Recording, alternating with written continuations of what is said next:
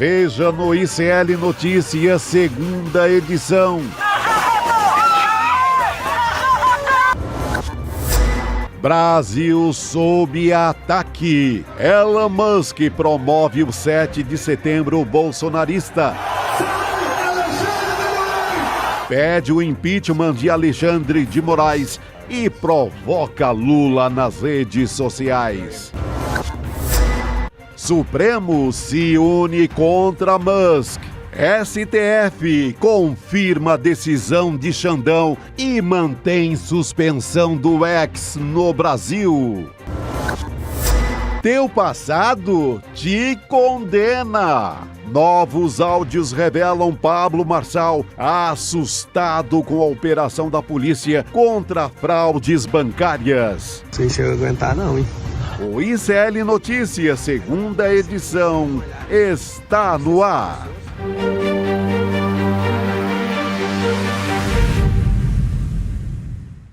Aguenta não. Muito boa noite a todos. Hoje é dia 2 de setembro. Seja muito bem-vindo, seja muito bem-vinda ao ICL Notícias, segunda edição. Hoje nós vamos falar sobre a baixaria. Não consigo achar outra palavra, viu? Porque viraram verdadeiras baixarias os debates dos candidatos à prefeitura aqui de São Paulo. Vamos falar também sobre o STF, que é o Supremo Tribunal Federal, contra a desobediência do Mr. Elon Musk. É isso, gente. Ele continua atacando, ele continua no contra-ataque, na verdade, Enquanto a primeira turma do STF endossou unanimemente a decisão de Alexandre de Moraes, foi um 5-0, Aquele clássico. O bilionário ficou tuitando provocações ao ministro do STF e também ao presidente Lula. Relembrando que toda a nossa programação, que começa com Desperta e vem até o N2, está sendo transmitida pela Pop TV do Rio Grande do Sul. Então chega mais. Começou agora o ICL, segunda edição, cheia de notícia, Rodrigo? Boa noite para você. Chega mais. Me lembra a nossa Rita Lee. Belíssima abertura aqui, muito bem editada a abertura aqui do nosso programa. A gente ficou aqui curtindo, Chico? A escalada, como a gente diz, de notícias, mas notícias preocupantes, essa provocação permanente que o Elon Musk faz, não é ao Alexandre de Moraes, é a provocação que ele faz ao Estado brasileiro. Então, nós vamos falar bastante sobre isso. Essa escola de extrema-direita que não respeita mais nada, vira essa baixaria. Como eu até acredito que seja uma experiência dele, sabe, nova. Que não tem nada de comercial. Claro, ele quer ser um agente político do mundo, E que ele está pegando o Brasil, uma democracia gigante, e está fazendo um experimento dele, pega a empresa dele, Starlink, vai forçar até onde vai. Ele está operando e manda anúncio em cima do Lula, promove uma manifestação do Bolsonaro aqui em São Paulo. Então, eu acho que ele está fazendo uma experiência. Chamado experimento social, Experimento social para aplicar em outros países por aí depois. Mas aqui ele não vai se dar bem, não. Muita petulância, Nossa Senhora, não dá. Muito petulante. E a nossa abertura falava aqui, Roberta, que o passado condena o Pablo Marçal, Os áudios, vazaram os áudios dele conversando até com o pai, levando bronca do pai, quando participou daquele esquema criminoso de roubar banco, só que por via digital lá em Goiás. Vazaram o áudio. Então, o passado te condena, disse aqui a nossa abertura. E o passado condena o Pablo Marçal em vários sentidos. Eu queria começar por aí. Vamos lá. Antes da gente voltar à questão do Elon Musk, do Twitter e da Starlink, Mas o Pablo Marçal, vocês se lembram que no debate anterior, ele fez uma provocação ao Guilherme Boulos usando a carteira de trabalho. Opa. E aí o Guilherme Boulos até perdeu as estribeiras, foi para cima e tal. Ontem, essa cena foi no debate anterior. Ontem, no debate ocorrido em São Paulo, o Boulos meio que deu uma resposta. Explicou qual é a relação que o Pablo Marçal tem com a carteira de trabalho. E é uma relação de desrespeito, não só com a carteira de trabalho, mas com o povo trabalhador, com quem trabalha nas empresas dele. O Guilherme Boulos trouxe isso logo no começo do debate de ontem, que foi promovido pela TV Gazeta e pelo My News. Olha, vou explicar por que o Pablo Marçal não gosta de carteira de trabalho.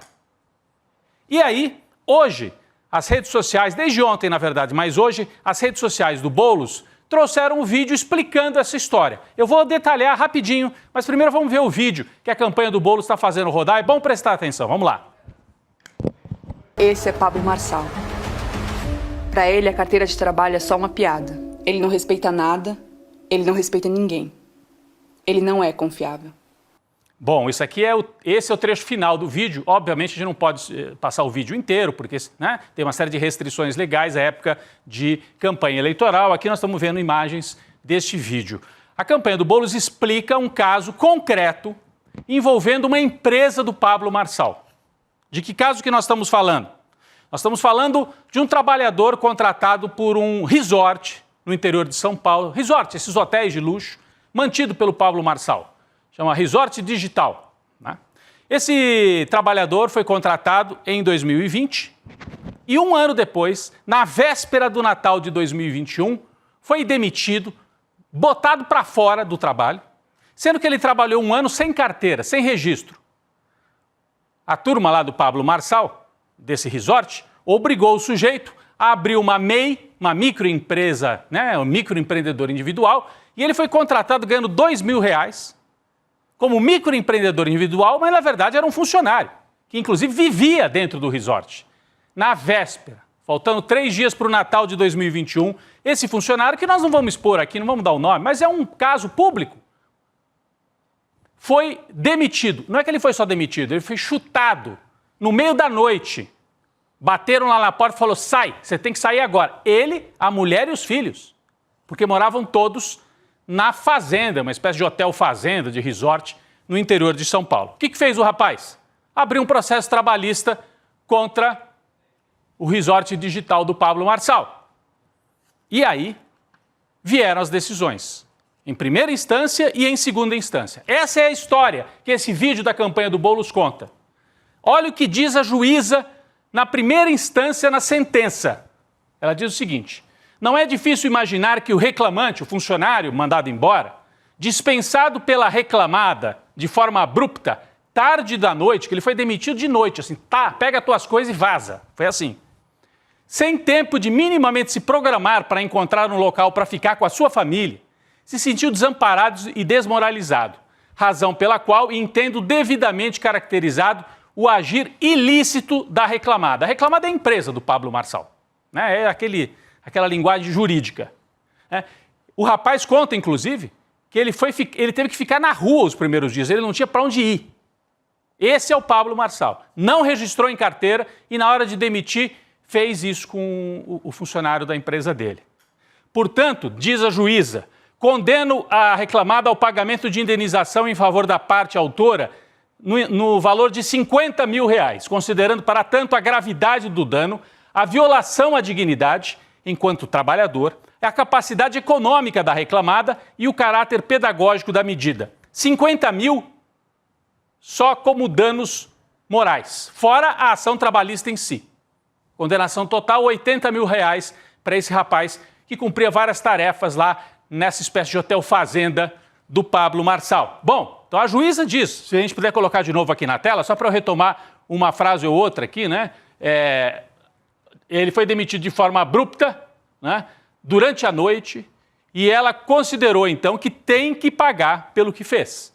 É uma violação à dignidade do trabalhador, entendeu? A juíza de primeira instância. Tem o nome dela aqui, ela assina a sentença. Nós vamos buscar os documentos mesmo para colocar aqui, tá? Michele do Amaral, juíza do trabalho substituta, 19 de agosto de 2022, na cidade de Tietê, em São Paulo, que é a cidade do Michel Temer, por acaso, tá? Mas a juíza do trabalho que julgou este caso. Aí o que fez a empresa do Pablo Marçal? Recorreu. Aliás, estranhamente, na primeira instância, eles não se manifestaram, foram na audiência, os advogados, mas não apresentaram contra-argumentos, se calaram. Na segunda instância, recorreram e tomaram outra sova. Na segunda instância, no tribunal, no TRT. E aí, um dos desembargadores, na verdade, uma desembargadora, que já é a juíza de segunda instância, também, olha o que ela diz. Vamos colocar aqui. Porque daí a segunda instância falou, não, mantém a sentença, condena e paga. Pablo Marçal, por desrespeito a um trabalhador. Verifica-se que as condições em que ocorreu o dano moral são gravíssimas, pois o reclamante foi dispensado pela reclamada de forma abrupta, em horário noturno. Ele foi demitido, mandado embora, chutado para fora de casa no meio da noite, com criança, sem tempo de minimamente se programar para encontrar um local para abrigar sua família, o que configura, diz a desembargadora, inequívoca humilhação e sofrimento para o recorrido, para o funcionário. Então, esse é o Pablo Marçal. Essa é a história que o Boulos citou ontem no debate e que está circulando. Ele, além de ser condenado por roubar banco lá em Goiânia, ele está condenado por maltratar um trabalhador que ganhava R$2.000, demitido dessa forma, sem direito trabalhista. Então, esse é o sujeito que agora está se apresentando aí para governar São Paulo. Um legítimo representante desse ultraliberalismo selvagem, que fica vendendo essa imagem de é cada um por si, todo mundo pode prosperar. Vai prosperar sim, explorando dessa forma o funcionário da sua empresa. Mas peraí, quem foi condenado foi a empresa, não foi o Pablo Marçal. Mas a empresa é do Pablo Marçal, tem registros. Aliás, ele fala bastante desse resort, inclusive. A gente tem até um documento aqui que, na hora de constituir advogado, o Pablo Marçal é que organiza o documento de assinatura eletrônica para constituir advogados. Está aqui, ó. Isso aqui faz parte do processo também, tá, gente? Retiramos tudo isso aqui do processo. Processo trabalhista. Então está aqui. Documento para assinatura, para fazer a procuração, né? Porque você tem que dar para o advogado. Paulo Henrique Costa Marçal. Está aqui. Várias vezes citado o nome dele. Então, ele não é citado diretamente como condenado, mas a empresa dele é que foi condenada e a gente pode imaginar que tipo de relação que ele mantém, portanto, com quem trabalha para ele. Importante trazer esse lado do Pablo Marçal. Por isso, então, que ele fica fazendo gracinha com carteira de trabalho. Porque para ele, carteira de trabalho não vale nada. Vale a força de quem tem muito dinheiro. E pode chegar para um trabalhador no meio da noite e falar: tchau, meu filho. Se vira. Tô nem aí para você. Foi o que o Pablo Marçal fez. E foi condenado, né? Nós não estamos aqui fazendo uma ilação. Ele foi condenado em 2 instâncias por crime trabalhista. Então ele é multiplamente criminoso. Criminoso por roubar banco e criminoso por desrespeitar lei trabalhista. Esse sujeito é que provoca as baixarias e transforma a campanha eleitoral da maior cidade brasileira num festival de baixarias, replicando a estratégia da extrema-direita mundial. A gente trouxe outro dia aqui o Andrew Tate, que é o inspirador do Pablo Marçal, o novo Steve Bannon. Um Steve Bannon piorado, Roberta, acredite ou não, né? Meu Deus. Tem? Piorado, tem. Tem, né? É possível. O professor Castro Rocha mostrou aqui outro dia pra gente. Então, o Pablo Marçal é representante dessa gente, que sai gritando e fala tanta barbaridade que a gente fala: não é possível que ele está falando isso. E a tática é justamente essa. É você inundar de tal maneira de barbárie o ambiente que as pessoas ficam sem reação. Mas eu senti, esse aqui é o Andrew Tate, olha o tipinho. Olha o tipinho. Esse é o inspirador do Pablo Marçal. Eu senti que ontem os candidatos mudaram um pouco. A gente vai até daqui a pouco voltar a esse tema. O Datena, até o Nunes, né? Até o Nunes. Até o Nunes mudou. Foi pra cima e tratou o cara como deve tratar. Não debate. Com gente desse tipo você não debate. Isso aqui é criminoso, é bandido, né? Então você não deve debater mesmo. A extrema-direita está nesse movimento no mundo, né? Movimento de provocar, de fazer experimentos sociais, como disse o Chico Sá. A candidatura do Pablo Marçal é uma espécie de experimento social da extrema-direita. Andar mais uma casinha, forçar um pouquinho mais na destruição da República e das regras democráticas, né? O Elon Musk não deixa de ser parte desse mesmo movimento. Aliás, é a parte muito mais importante do que o Pablo Marçal. Um homem que se vê no direito de confrontar um Estado, do tamanho do Estado brasileiro, com mais de 200 milhões de habitantes. O segundo país das Américas, uma das 10 maiores economias do mundo, uma das 8 maiores, né? Está voltando a entrar entre as 8 maiores. E ele se coloca como: eu vou dizer o que é legal e o que é ilegal no Brasil. Agora, daqui a pouco nós vamos ouvir especialistas sobre o tema, sobre a legislação que fez o Supremo Tribunal Federal, mas a empresa do Elon Musk, saindo de Pablo Marçal e indo para Elon Musk agora, está inundando as redes sociais de propaganda. Então eles misturam política com oportunidade de ganhar dinheiro. O Pablo Marçal faz igual, mistura. Quanto mais seguidor ele tiver na campanha, põe gente para dentro dos negócios dele. O Elon Musk é a mesma coisa. Usa o Twitter para confrontar o Estado brasileiro e aproveita para fazer propaganda da Starlink.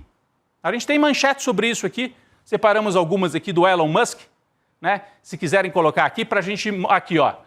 Tá na agência Lupa, do UOL. Musk lança ofensiva com anúncios pagos da Starlink após suspensão do X no Brasil. Então a suspensão do X vira uma oportunidade para ele fazer propaganda da outra empresa dele, que é a Starlink. Daqui a pouco nós vamos debater o que pode acontecer com a Starlink, o impacto que isso pode ter. Porque uma coisa é o X, outra coisa é a Starlink.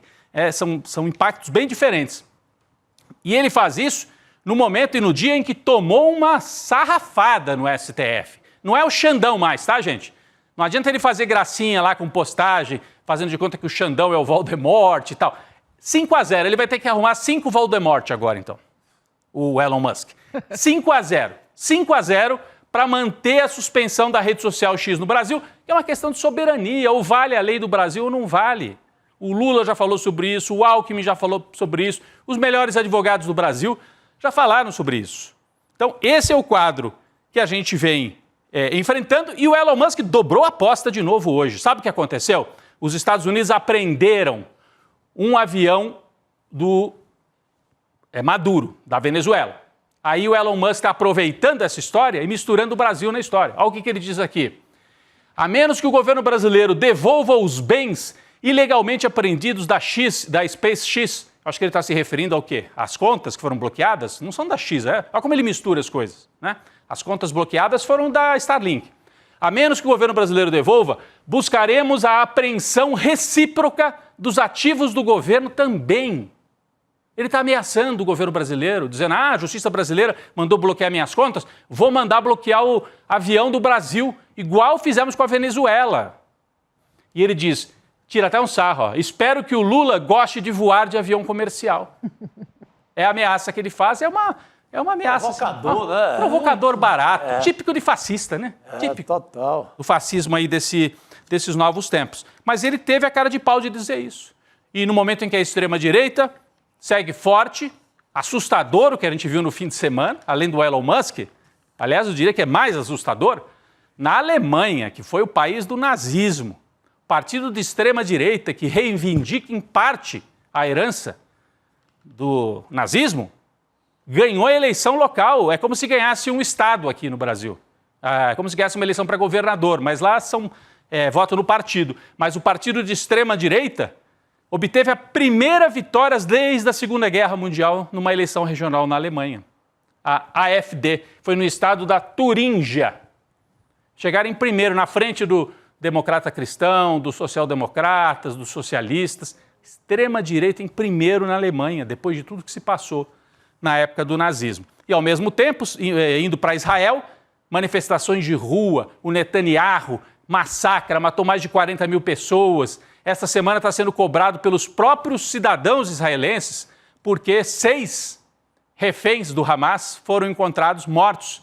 E boa parte disso a população de Israel atribui à inoperância do Netanyahu e a ideia dele de não negociar, de partir para um confronto, porque se ele negocia e para a guerra, ele vai preso. Então, é uma extrema-direita que está causando mal em várias partes do mundo. Na Alemanha, ainda está ameaçando, né? Mas em Israel, na Hungria, na Argentina, aqui com o Milei, no Brasil, eles seguem a fazer barulho. E nos Estados Unidos, seja com o Trump, seja com esse bilionário Elon Musk, que atua como uma espécie de agitador da extrema-direita no mundo. Então, é um momento, é um caldo que não é só aqui do Brasil, né? É muito longe disso, é um caldo que é mundial, Roberta. Pois é. Deixa eu dar uma boa noite à nossa comunidade. Tem muita gente aqui, ó. Vou dar um salve para Petrolina, Chico Sá. Petrolina no Pernambuco, Paulínia aqui em São Paulo, Balneário Quintão, lá no Rio Grande do Sul, São José do Rio Preto aqui em São Paulo, Linhares no Espírito Santo e também para Belém do Pará. Alô, comunidade. É sempre muito bom trocar figurinha e saber de onde vocês são, tá? A gente continua, na verdade, o programa falando da baixaria que foi o debate ontem que aconteceu à Prefeitura de São Paulo, na TV Gazeta e também no canal My News.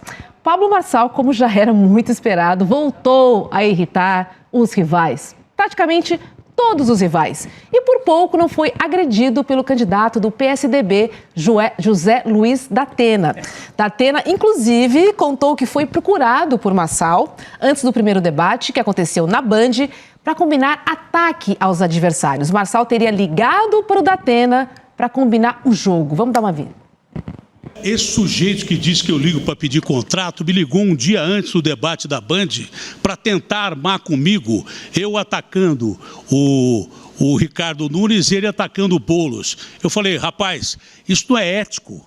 Você não pode ligar um dia antes para mim e pedir para que eu atacasse um dos candidatos. Se você quiser conversar sobre outra coisa, que não seja isso, que seja dentro da ética, converse outro dia. Só que eu não sabia o vagabundo sem vergonha, ladrão condenado, estelionatário de internet que você é. Senão eu nem teria atendido nem a primeira e nem a segunda ligação sua.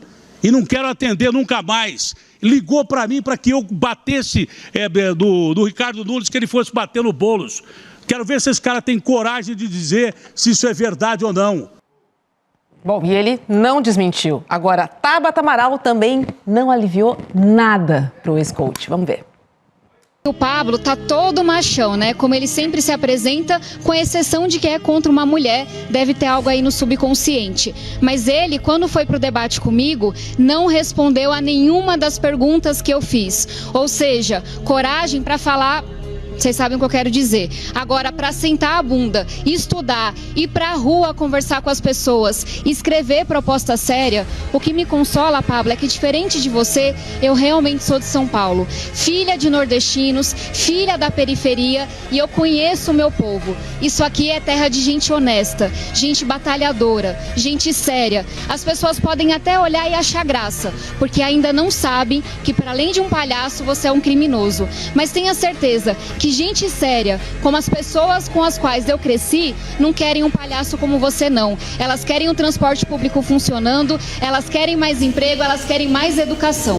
E aí? Podia dormir sem essa, hein? E espertinho o Marçal, né? Na combinação, ele livra a cara do Ricardo Nunes, que é da mesma área bolsonarista. Ele pede pro Datena atacar o Nunes. Pro Datena atacar. Ele não quer atacar, porque é tudo bolsonarista, tudo a mesma patifaria. Então, ele quer poupar o prefeito, de que ele ataca, mas nunca ataca com muita veemência. Ele quer deixar uma porta aberta com ele. Chama ali de bananinha, mas é sempre leve. Não tem condições de governar São Paulo, ele parte para ofensas mais pesadas com o Boulos. Ele poupa o outro bolsonarista, né? Porque são dois bolsonaristas na corrida, o Ricardo Nunes e ele também. Então, são da mesma turma, estão se protegendo. Agora, o Nunes mudou o tom ontem também. O Nunes também. Me surpreendeu, viu? Chamou de... Como é que é? Fez uma ligação com o PCC, né? Fez uma ligação direta do Marçal com o PCC. O Datena... Tchutchuca do PCC. Tchutchuca do PCC. Foi, tinha me falhado a fala. Olha o nível do debate, hein? Isso. Então o Nunes chamou o Marçal de tchutchuca do PCC. Simplesmente isso. O Datena chamou de vagabundo, usando aquela verve que ele costuma usar no final da tarde. A mesma do Brasil, gente dele lá. Do Brasil, gente. E a Tabata fez uma fala muito articulada e falou certo. Falou, as pessoas até acham graça, porque acham mesmo. Sim. Então, acho que ela faz bem, porque assim ela dialoga com os... As pessoas acham graça, Marçal, mas porque elas não sabem que você não é só um palhaço, você é um criminoso. Quando elas souberem que além de palhaço, que elas não querem também, mas que além de palhaço, com todo respeito aos palhaços, né? Que além de palhaço você é um criminoso, aí elas não vão querer votar em você. Eu acho que acharam a forma de lidar com o Pablo Marçal, sabe? É desse jeito. Agora, quando jogam criminoso, eu senti um leve desconforto ali. Ele não consegue nem fazer brincadeirinha. Ele não engole bem essa história, mas o segredo dele foi... Mataram o grande atrativo dele, né? Que é chegar ali chutando o balde. Eu acho que todo mundo já matou a questão. A Tabata largou na frente, o enfrentou e havia matado. Agora o Boulos também já o neutraliza e até o Ricardo Nunes o neutraliza. Sem falar do Datenão, que foi pra porrada, né? Foi pra cima naquele estilo... Por muito pouco. Porque teve um momento que ele levantou, né? Ele levantou da cadeira e foi pra cima. Porque é muito ofensivo. Chega uma hora que talvez não tenha resposta. Por isso que ele vai lá e tomar satisfação direta, porque não tem como responder. Muito difícil. Foi ataque contra ataque. Inclusive de Guilherme Boulos, que também não poupou ataques aos adversários. Vamos ver. Marçal, você é um bandido condenado. As pessoas estão descobrindo isso e vão descobrir ainda mais até o dia 6 de outubro. Aliás, quem está nos assistindo, eu peço que vá agora na minha rede social, que vai subir mais um caso de condenação do Pablo Marçal.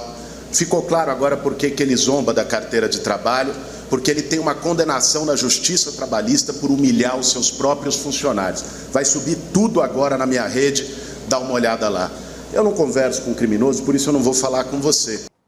Ô, Roberta, esse caso que o Boulos cita aí, porque o Marçal faz uma provocação que a gente não traz aqui, porque ele quer isso, então a gente não trouxe a provocação, mas trouxe a resposta do Boulos.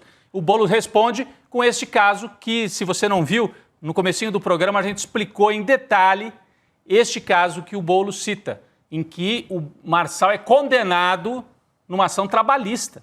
E aí a campanha do Boulos resumiu essa história, com esse vídeo que está aqui no telão, olha, e a gente também resumiu agora há pouco trazendo os documentos sobre o caso, Roberta. Isso, né, Rodrigo? Ele expulsou um funcionário com a família no meio da noite. É inacreditável. Vamos dar uma olhadinha num trecho que o Boulos compartilhou nas redes dele.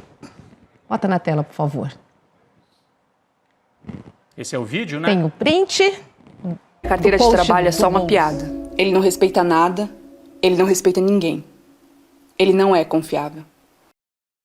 E daí, depois disso, a campanha fez esse vídeo, como você falou, postou também um texto que explica um pouco isso. Talvez a gente pudesse colocar aqui na tela também, está na nossa sequência. Vamos aqui. Esse aí. É esse aí. Você consegue ler aí, Roberto? Agora consigo, ó. O ato ilícito do empregador de expulsar o autor e sua família que moravam na fazenda em que o reclamante trabalhava atinge o bem jurídico da integridade física. Ademais, verifica-se que as condições em que ocorreu o dano moral são gravíssimas, pois o reclamante foi dispensado pela reclamada de forma abrupta, em horário noturno, sem tempo de minimamente se programar para encontrar um local para abrigar sua família, o que configura inequívoca humilhação e sofrimento para o ocorrido. Isso tudo no meio do debate, né? Então você está assistindo e está com a outra tela para entender o desdobramento do que é falado lá também, né? Uma nova maneira também da gente acompanhar o debate na televisão. É o que a gente tem visto muito, né? Veja, estou subindo na rede agora, porque não dá para se explicar durante o debate toda essa saga aí, que é uma coisa absurda. Demite o funcionário à noite, ele está lá numa fazenda em Tietê, para onde ele vai? Ser demitido no meio da noite, sem justificativa, sem nada. E sem ter nem registro em carteira. Com a família. Não, já tinha fugido da carteira de trabalho. Uhum. O Pablo Marçal, por isso que ele brinca com carteira de trabalho, porque ele não sabe o que é isso. É um brinquedo para ele. Então, ele expulsa, fica lá literalmente no mato, sem cachorro. Você expulsa do hotel, essa família vai para onde? Não tem. Por isso que a juíza faz questão de dizer que é um caso pedagógico, que ela faz questão de tomar uma decisão pedagógica que sirva de exemplo para outros péssimos empregadores, como é o senhor Marçal. Eu li todo o processo, desde o início e tal. A gente percebe que nem é uma ação do ponto de vista da ação trabalhista em si, não são valores tão altos, até porque era um trabalhador humilde que trabalhou 1 ano. Então, na parte trabalhista, quer dizer, 13º, férias, aquela coisa toda, 30 mil reais. Não estamos falando sobre os direitos. Apenas sobre os direitos. Né? Também os direitos trabalhistas. Sim. Então, você tem 30 mil, mas daí a juíza acrescentou a questão do dano moral, por ter sido demitido na circunstância que foi. Ele foi submetido a uma humilhação.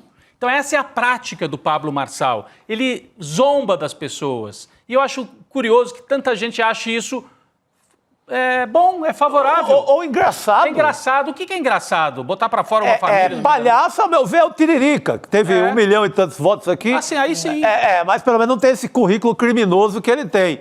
Palhaço é aquilo. Vamos ficar... Palhaço na política que eu conheço é ele. Isso aqui já é outra coisa, é outro departamento. Não, é crime. É crime contra idosos, no caso do golpe bancário, e aí crime contra a família. Trabalhadora. E está só começando. A gente sabe que isso essa capivara vai nos revelar a cada semana um caso desse tipo. E olha, não para por aí, porque o UOL teve acesso a grampos telefônicos da investigação da PF que levou à condenação de Pablo Marçal por ter participado aí de um esquema de fraudes bancárias em Goiás. Vamos dar uma olhadinha nas conversas, porque elas foram obtidas pelo portal UOL. E aí a gente percebe que o Pablo Marçal demonstra medo de ser preso em conversa com a esposa do chefe da quadrilha, o Danilo Oliveira. Aí o Marçal diz o seguinte... a mulher do Danilo, certo? Olha só ele. Tô sabendo que foi preso um monte de gente, né? Pablo pergunta. E a mulher do Danilo, E aí ele fala, pois é. Agora eu tô geladinho com essa história. Ué! Ele sabia muito bem o que estava fazendo, né? Ele sabia. Porque Não entendi o geladinho. Porque no primeiro momento ele tinha dito que ele foi pego assim, coitado, um pouco inocente. Exatamente. Eu só mexia no computador. Ele não Eu sabia. consertava o computador. Aí, cadê o machão? Tô geladinho agora? Tá geladinho. Né? E olha, numa conversa telefônica, Marçal leva uma bronca do papai, tá? Que manda o filho nunca mais se envolver nesses negócios. Vamos ver aqui, ó. O pai do Pablo diz o seguinte, ó. Eu não quero nunca que você mexa com esses troços, viu? E aí o Pablo fala, papai. Aí o pai do Pablo fala, eu não quero que você mexa com isso nunca mais na sua vida, tá bom? Pablo Marçal, tá bom, papai. Aí o pai do Pablo, todo emprego suspeito você, mesmo que você trabalhe de servente, meu filho, mas honra teu pai e tua mãe, tá? E aí já traz um trecho bíblico aqui para arrematar essa conversa do pai do Pablo, preocupado com o trabalho do filho. Então, assim, estava sujando o nome da família. Claro para todo mundo o tipo de trabalho que ele estava fazendo. Imagina, você pai sabe que teu filho está metido em quadrilha de roubo a banco. Golpe bancário. Ele fazia o serviço que ele chamava, o verbo que ele usava era captura. Eu estou capturando possíveis vítimas. Então ele fazia um listão lá, entregava, porque era uma linha de montagem a roubalheira. O primeiro batalhão ao qual ele pertencia fazia a captura, entregava para outros bandidos que davam um golpe e o aperto final no idoso, na idosa, que usava o computador ali de forma mais ingênua possível. Então, aí é que ele tinha a conta bancária raspada. Era um arrastão em contas bancárias de pessoas, principalmente de idosos. Ele estava nessa cadeia. Ele estava a serviço disso. Nenhum pai quer ver o filho numa situação dessa, né? Já prevendo, né? Claramente um executor, né, Rodrigo? Executor. Os áudios deixam claro que ele sabia que participava de crime. Sabia. Ele pode até dizer, bom, eu era muito novo, não tinha ideia das consequências, mas participou de crime. É que nem um rapaz que assalta um banco de arma na mão aos 19 anos. Sim. Só que em vez de ir com um revólver na mão, era com o teclado na mão.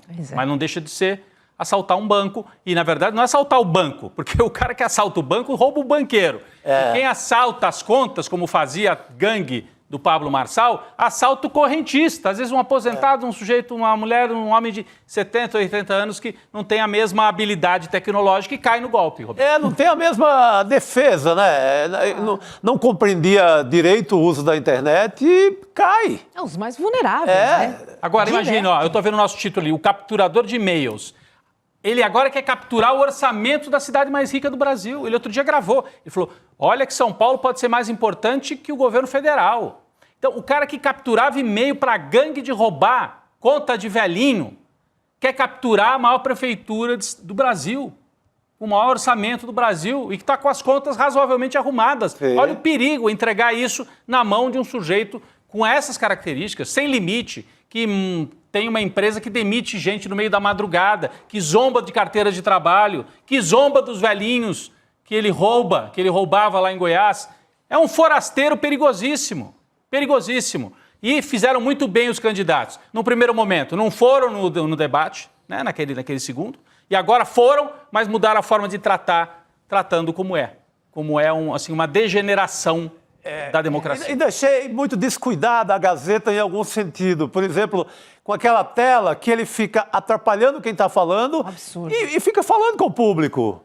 Aquilo foi uma bobeira ainda, mas no próximo a própria Gazeta deve corrigir e outras emissoras devem ter cuidado com isso.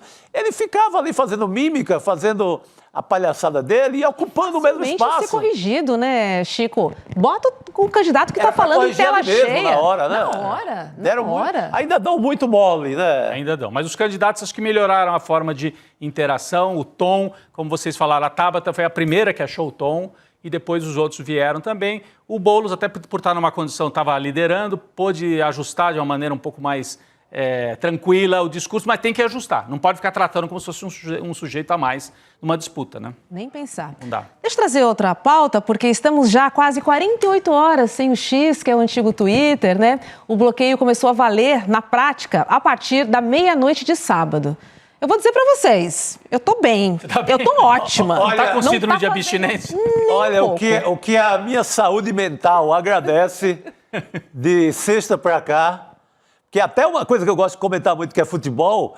O meu Santos está numa várzea miserável, embora lidere ainda. Imagina, eu ia perder ali umas 2 horas me gastando e brigando. Exatamente. Obrigado, Xandão. Tô aliviada. E você, Rodrigo? Eu também. E eu vi como eu estava, até certo ponto, dependente do Twitter. Porque algumas vezes eu ainda pego o telefone, mesmo sabendo que está bloqueado, e vou lá, olho assim, outras coisas, e de repente clico em cima do símbolo do Twitter. Aí é que eu me lembro. Não adianta, tá parado, né? E ele está parado há 48 horas. Mas alguém... No automático você vai, automático, né? a gente vai, é impressionante. É vício. Eu tô bem. Eu sinto falta das notícias, eu confesso. E aí hoje já voltei a ler os e-mails com as notícias do dia, de manhã. Porque então, o Twitter... já voltei num hábito ali que eu já não tinha mais. O Twitter me atualizava. Exatamente, porque funcionava um pouco como uma agência de notícias. Né? Além de toda essa porcariada que acaba vindo junto, de você seguir, segue lá a BBC para saber notícia internacional, segue o jornal da Espanha, quem gosta, ou dos assuntos que você gosta, você faz ali a sua pautinha, né? E monta o teu jornal. Então tinha esse papel. Infelizmente, depois que o Elon Musk entrou, avacalhou completamente e virou um instrumento da extrema-direita, né? Mas eu ainda acho que é uma pena a gente perder, assim, esse acúmulo que havia ali. Né? Sim, não, porque ali você organizou, né? Organizou suas fontes e tal, tem os grupos. Mas a lógica do Elon Musk, ultimamente, é colocar a zona de conflito permanente. Não interessa que eu encontre vocês, por exemplo. Se tem alguma afinidade de pensamento, não interessa para o dono da rede que a gente se encontre e converse ali como se estivesse tomando um café. Ele quer que eu encontre o meu oponente para descer para porrada. Né? Para quebrar o pau. Eu quero treta. Ele quer esse ambiente de confusão permanente. É o telecat, como diz o amigo meu. Exatamente, o telecat de Ted Boy Marinho. Você lembra daquela luta livre, Roberta? Telecat não, eu acho a Roberta que é jovem, Roberta. Essa eu pulo, viu? Mas ele quer a porradaria, né? Ele quer... E eu acho que se a gente tivesse de sábado para cá, teria encontrado essa turma toda que quer... esse gado todo que vai para a rua no sábado, então o bicho estaria pegando. Estamos livres, pelo menos a sanidade mental agradece. É verdade. Agora, já abri minha conta no Blue Sky, o ICL Notícias já está no também. Blue Sky. Exatamente, no Blue Sky. Você também, né, Rodrigo? Eu também tô lá. Estamos lá. Porque tem outra questão, né? Se a gente fica em Threads, Instagram e Facebook, a gente só troca o dono. Porque o monopólio é da Meta. É verdade. Eu falei, não vou ficar 100% rendida ali. Vou abrir, vou dar uma olhada, não sei o que vai acontecer. Foi suspenso, mas não foi banido. De repente, volta. Não dá para saber, mas eu confesso que eu tô aliviada pensando no coletivo, sabe? Também, e o Blue Sky tá ali um grande acampamento hippie, por enquanto. Não, e o nome é engraçado, eu até brinquei, né? Paz e amor. Paz e amor, ó. Blue Sky Without Diamonds, não tem a música do... Tem. Olha, hoje, né, a primeira turma do STF, por unanimidade, defendeu, né, o despacho do ministro Alexandre de Moraes e manteve a rede social X suspensa. Foram 5 votos favoráveis, foi um 5-0, gente. Xandão, Flávio Dino, Carmen Lúcia, Cristiano Zanin e Luiz Fux. Para voltar a ficar disponível no Brasil, a plataforma precisa cumprir umas regrinhas básicas. Vamos dar uma olhadinha em quais são elas, ó. Ela precisa cumprir as decisões da Justiça de bloquear perfis com conteúdo antidemocrático e ou criminoso. 1. 2. Pague as multas aplicadas por desobedecer ordens judiciais. Somam mais de 18 milhões de reais. Dinheiro de pinga para ele. Exatamente, não é nada para ele. 3. Faltou 3. Que a empresa indique um representante legal no país. São só 3 pontinhos ali importantes, né? Que o Nada demais, Elon Musk, que o X poderia fazer na maior tranquilidade. Posso resolver isso com muita facilidade, aliás. Mas já tá rolando boato, né? Na rede bolsonarista. Eu recebi hoje, você também me disse que recebeu, que é o seguinte. O Elon Musk não põe um representante legal no Brasil porque esse representante iria para a prisão. Então ele quer poupar as pessoas. Então ele quer poupar, né? E é conversa fiada. E aí, assim, advogado vai preso porque o cliente... Oi? O advogado vai preso porque o cliente não quis se apresentar? Ou o advogado é culpado pelo que faz o cliente? Oi? Eu juro, eu não entendi. Faz menor sentido. Menor sentido. Mas está ajudando a alimentar a convocação para o 7 de setembro. Então, nesse ponto, ele está trabalhando como um agitador internacional da extrema-direita brasileira. Né? Pois é, então ele está ali agitando o 7 de setembro, né? E ele também, gente, está defendendo o impeachment, né, do ministro Alexandre de Moraes. Isso foi em uma resposta a uma mensagem de uma usuária. Vamos dar uma olhadinha na mensagem. Cadê? Porque o fogo no parquinho está estabelecido. Ó, ela escreveu o seguinte, ó, brasileiros irão para as ruas protestar contra o ditador Alexandre de Moraes pela proibição do X e pedir seu impeachment no 7 de setembro. Responde Elon Musk. Deve sofrer impeachment por violar seu juramento de posse. O jurista Elon Musk. Juro. Sério isso, gente? Quem avisou para ele? O Carluxo? Que isso procede? Que loucura.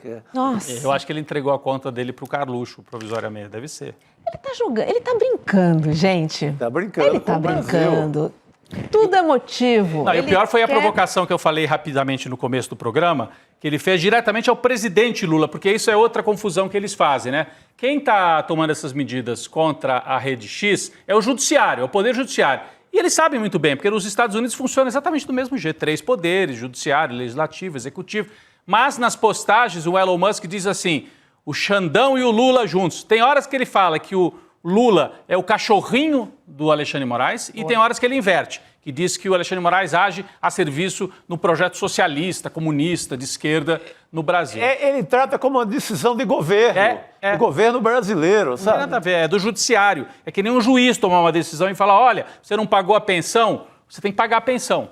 Né? É obrigado por lei. Aí alguém fala assim, não, mas que absurdo, entendeu? É uma decisão do judiciário brasileiro. O cara tem que, se quer ter uma empresa aberta no Brasil, tem que respeitar. Mas você ia trazer, né, Roberta, a provocação que ele fez ao Lula, usando aquele caso do avião venezuelano que foi apreendido, não é isso? Exatamente, olha, e ele disse o seguinte, olha, o governo brasileiro, se não devolver os ativos do X e da SpaceX, olha só o que ele falou para o Lula. A menos que o governo brasileiro devolva os bens ilegalmente apreendidos da X e da SpaceX, buscaremos a apreensão recíproca dos ativos do governo também. Espero que Lula goste de voar em avião comercial. Juro, gente. É abusado, Quem né? é você, né? Abusado. Bilionário abusado, né? E aí o Lula também respondeu. Olha, vamos dar uma olhadinha na resposta do presidente Lula. Se puder botar no telão. Olha aí, posso ler, Roberta? Pode. O presidente Lula... A justiça brasileira pode ter dado um importante sinal de que o mundo não é obrigado a aguentar o vale-tudo de extrema-direita de Musk só porque ele é rico.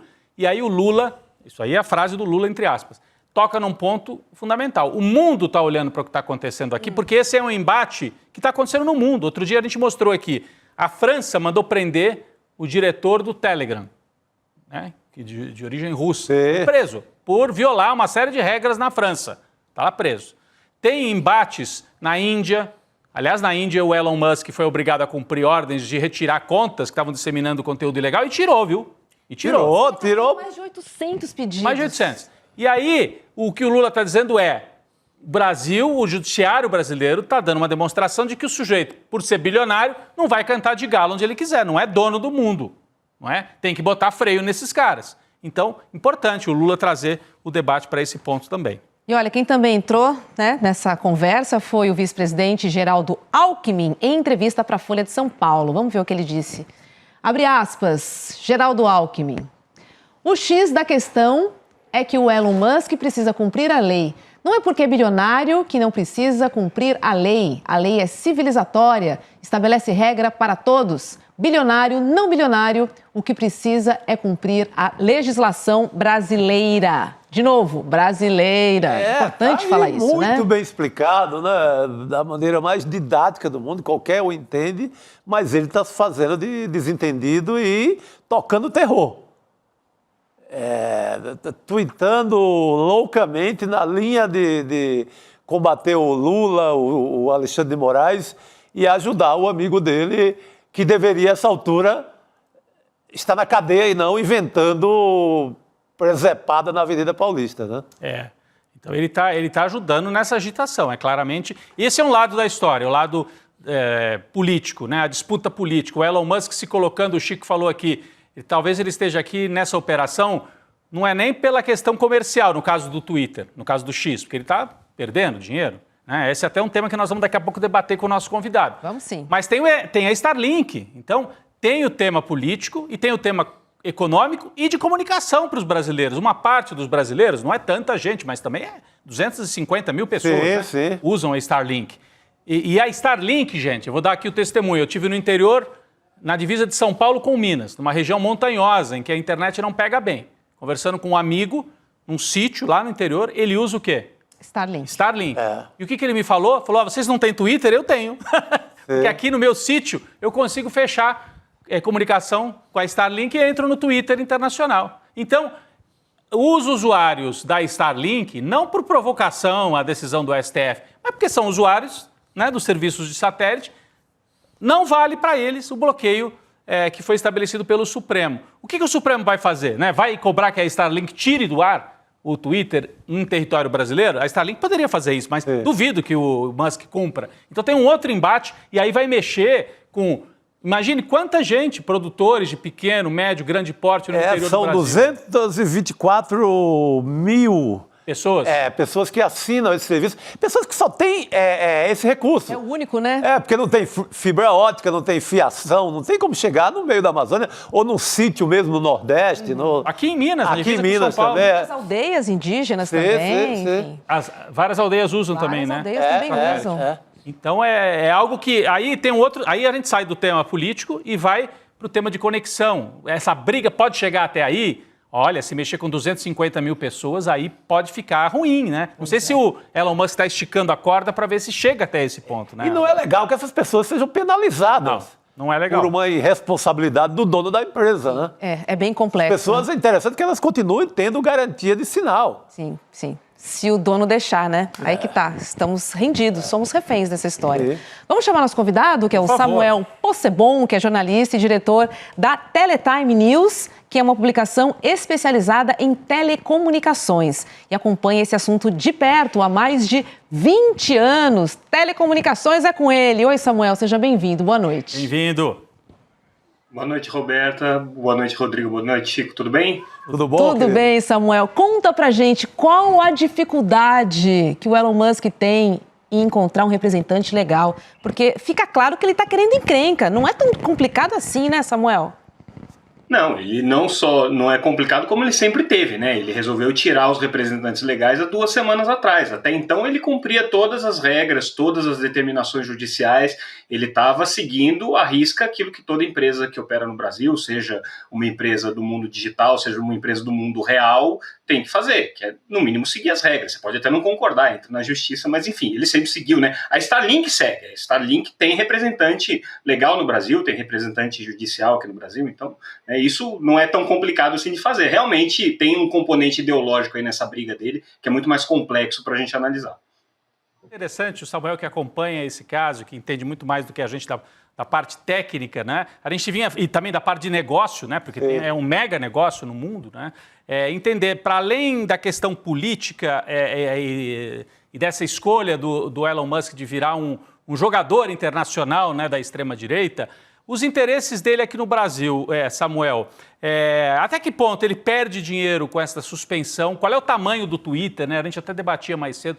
Ele é importante internacionalmente para o Elon Musk, o Twitter do Brasil, o X, né? O X no Brasil é importante no faturamento global desta empresa. Qual é o peso que ela tem? Depois a gente entra na Starlink, que daí é um outro departamento. Mas falando por enquanto da rede social, ele perde muito dinheiro, não perde? Qual a avaliação que você pode fazer para a gente? Não faz falta nenhuma para ele, eu acho que no caso especificamente do Twitter ou da rede X, né, como ele resolveu fazer o rebranding, né, renomear a plataforma dele, ele já não está mais se importando muito com ganhar ou perder dinheiro. Tá? Eu acho que ele fez essa aquisição por um projeto de ter um grande megafone para ter como falar para o mundo e colocar as suas opiniões e expressar as suas opiniões de uma maneira irrestrita e criando talvez até esse ambiente em que cada um pode falar o que quiser, independente do que está falando. Está dentro do perfil libertário dele, né? Ele perdeu em valor de mercado. Quando ele comprou o Twitter, valia 44 bilhões de dólares no mundo, né?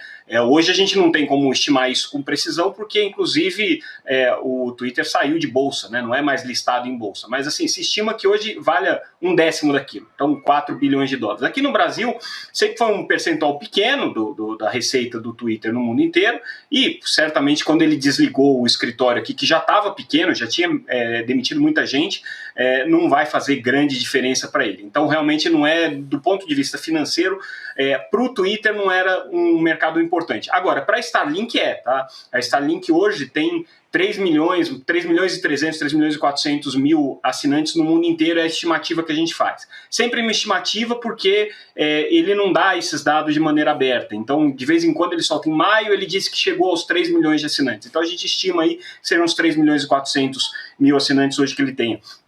O Brasil representa cerca de 7 a 8% disso. E do crescimento que ele tem todos os meses, representa 10%. Então o Brasil é um mercado importante para a Starlink, dentro do projeto dele, de ter uma grande rede mundial de conexão de banda larga. E aí eu chamo a atenção para um aspecto, que é o fato de que ele talvez seja o primeiro empresário do mundo a querer juntar as duas coisas. Ter uma grande rede social e ter uma grande rede de conexão.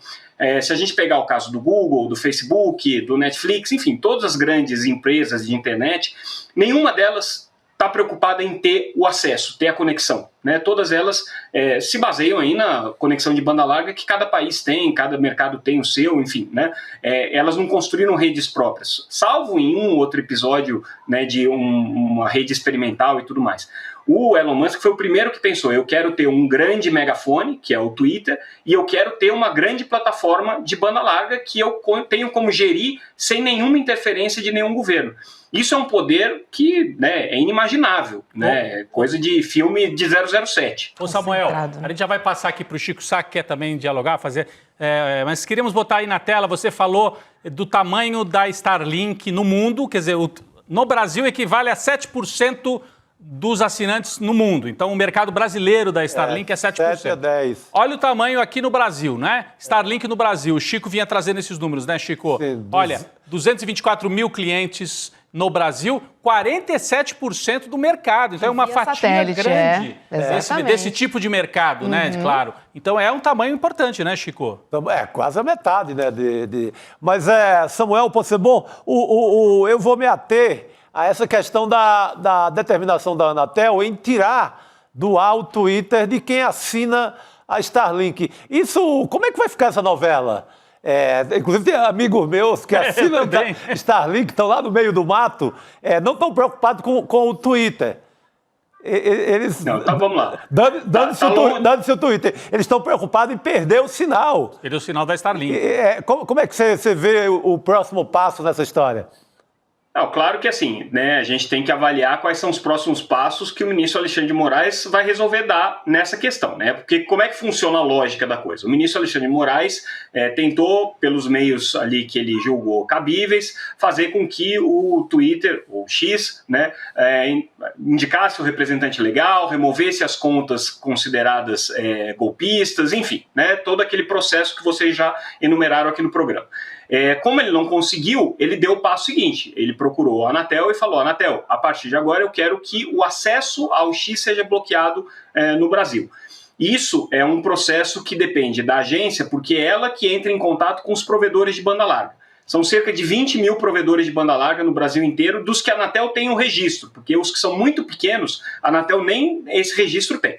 Bom, a Anatel manda um fax, manda um e-mail, entra em contato com esses provedores e avisa, olha, a partir de agora vocês têm que bloquear aqui o acesso à rede social X por determinação do Supremo. Quem tem que fiscalizar se foi cumprido ou não essa ordem é o próprio Supremo, é a Justiça que faz essa fiscalização e aí, se acontecer alguma coisa, avisa a Anatel para providências. Nesse caso específico, o que aconteceu foi que a Anatel recebeu um aviso de um representante legal da Starlink, tá? Então existe um representante legal ali, que avisou a Anatel dizendo assim, olha, nossa decisão foi não tirar o X do ar. E aí é fato, se vocês olharem o que aconteceu nas redes sociais esse final de semana, consultarem qualquer pessoa que tem Starlink, o X continua no ar lá na Starlink sem problema nenhum. A Anatel pode bloquear a atividade da Starlink no Brasil? Em tese pode. tá? Então ela, como agência reguladora, ela pode aplicar advertência, pode aplicar multa, pode aplicar uma suspensão temporária e até cassar a outorga da Starlink, que ela tem uma outorga aqui no Brasil. É um processo lento e que tem que ser considerado o interesse público desse processo, porque a Starlink tem quase 250 mil clientes aqui no Brasil, muitos serviços públicos estão baseados na Starlink, você pode até criticar isso, né? Assim, eu acho que o governo até deixou correr solto demais essa contratação de Starlink para qualquer serviço público sem ter muita clareza do que eles estavam criando ali, né? Mas enfim, tem... tem Exército usa Starlink, Marinha usa Starlink, a gente acabou de dar a notícia que 1000 povos indígenas estão conectados pelo Starlink, comunidades ribeirinhas conectadas pelo Starlink, escolas, o próprio Tribunal Regional Eleitoral de vários estados tem contratado Starlink, então assim, né? Vai ser uma hecatombe se você cortar a Starlink, o sinal da Starlink. Então dificilmente isso vai acontecer, mas vai ter uma discussão agora muito séria com relação a quais são as obrigações que uma empresa como a Starlink tem que ter diante das determinações judiciais. E no limite, realmente pode ter um bloqueio, mas isso eu acho que não vai acontecer de uma hora para outra não, a não ser que o ministro Alexandre de Moraes, né, dê uma carteirada ali. Eu acho pouco provável que isso aconteça.